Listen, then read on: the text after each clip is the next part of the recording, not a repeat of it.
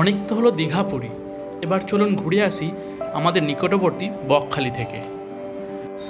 আসুন এই ভিডিওর মাধ্যমে জেনে নেওয়া যাক কীভাবে যাবেন বকখালি, কোথায় থাকবেন, কি খাবেন এবং কোন কোন জায়গায় সাইট সিন করবেন আর কতই বা তার খরচ পড়বে।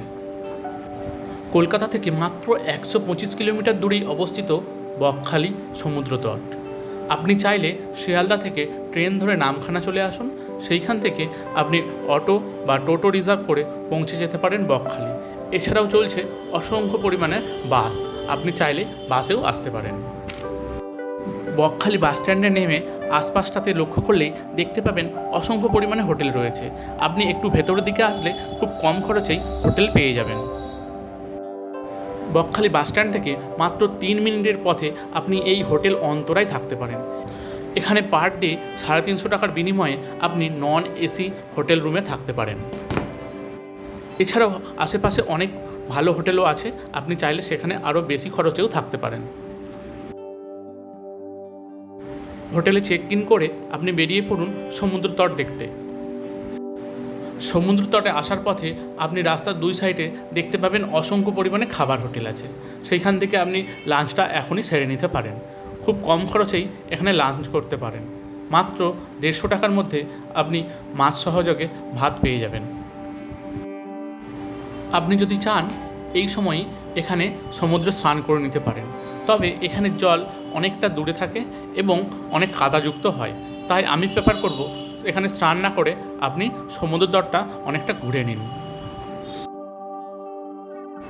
এইখানে সমুদ্র তটটা অনেকটা দূর পর্যন্ত জলশূন্য থাকে, তাই আপনি চাইলে এই আশেপাশের অনেক ছাতা লাগানো সিট করা আছে, এইখানে বসে সমুদ্রটাকে এনজয় করতে পারেন। ঘোড়ার পিঠে বসে বা চারিদিকটা ঘুরে আপনি কিছু ফটোগ্রাফি ও ভিডিওগ্রাফি করে নিন।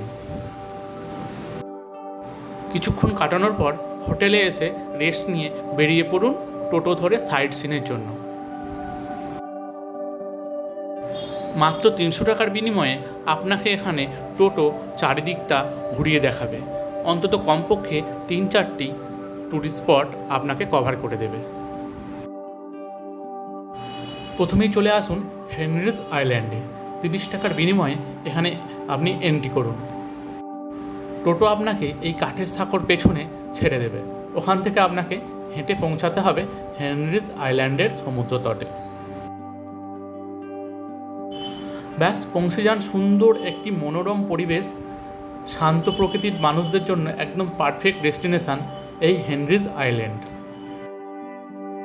বকখালি সমুদ্র তটের থেকে আপনি এর কাছাকাছি জল পাবেন এবং এখানে একটু সাবধানে হাঁটাচলা করবেন, অনেক চোরাবালি কিন্তু থাকতে পারে। অসংখ্য লাল বাগিচার মতো লাল কাঁকড়ার সমারোহ আপনার মন কেড়ে নেবেই। দৌড়াদৌড়ি করে আপনি চাইলে একটি ধরে নিতে পারেন, কিন্তু পরে আবার সেটিকে তার পরিবেশে ছেড়ে দেবেন।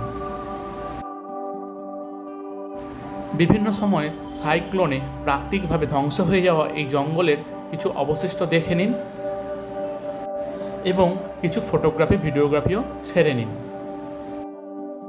ওখানে ঘন্টাখানেক সময় কাটানোর পর টোটো আপনাকে নিয়ে চলে আসবে বেনফিস হারবারে, যেখান থেকে আপনি দেখতে পাবেন অসংখ্য পরিমাণে মাছ, যেগুলি সমুদ্র থেকে এনে এইখানে আড়তজাত করা হয়।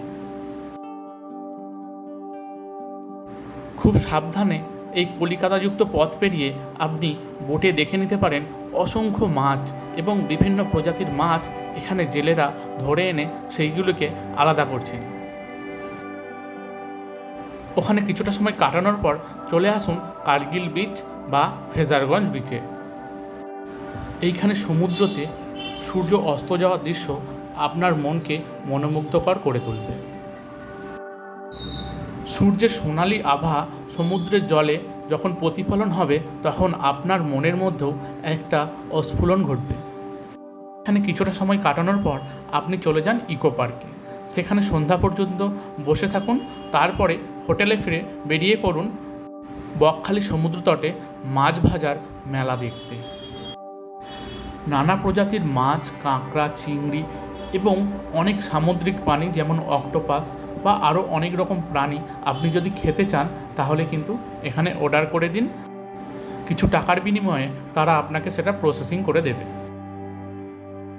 এছাড়াও পাপড়ি চাট, ফুচকা বা চানামুড়ি আরও অনেক রকম খাবার আছে, সেগুলিকে টেস্ট করে বেরিয়ে পড়ুন কিছু ইমিটেশন দ্রব্য কেনার জন্য। ডিনার করে হোটেলে রাতে রেস্ট নিন এবং পরের দিন সকালে বেরিয়ে পড়ুন বাড়ির উদ্দেশ্যে। বাস বা ট্রেন ভাড়া আপনি 100 টাকা ধরুন, এখানে ঘোরার জন্য 300 টাকা টোটো এবং আপনি খাওয়া দাওয়ার জন্য 200 টাকা রাখুন। এছাড়া হোটেল খরচ 400 টাকার মধ্যে আপনি পেয়ে যাবেন। তাই প্রায় 1000 থেকে 1200 টাকার মধ্যে আপনি কমপ্লিট করে ফেলতে পারবেন বকখালি ট্যুর। দেখা হচ্ছে পরবর্তী ভিডিও।